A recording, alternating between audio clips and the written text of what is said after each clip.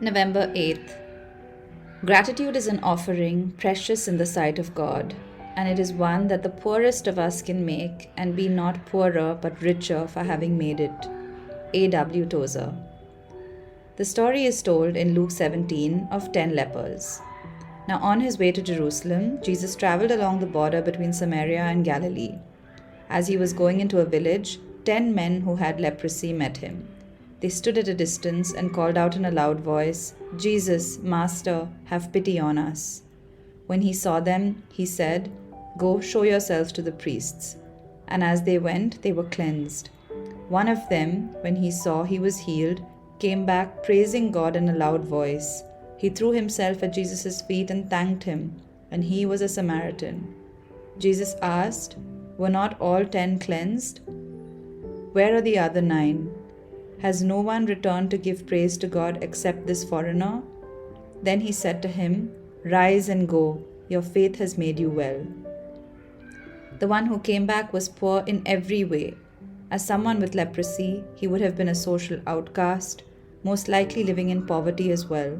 Furthermore, he was a Samaritan, and therefore looked down upon by Jews.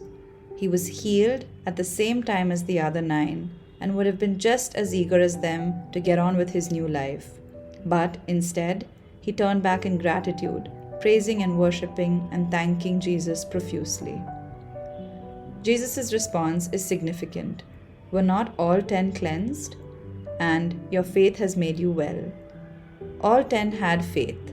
Imagine the faith it took for them to head off to show themselves to the priests just based on Jesus' command, without any evidence yet of being healed.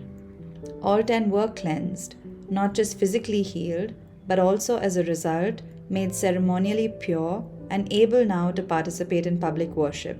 But only one was made well. The word used here is sozo, which means to save. It is used in the New Testament mainly of God rescuing believers from the penalty and power of sin and into His provision of safety. In effect, it means to be made whole. Faith brought cleansing for the 9 who moved on, but faith along with gratitude brought wholeness of both body and spirit for the one who came back. Today's prayer. Father, may my offerings of gratitude always be precious in your sight.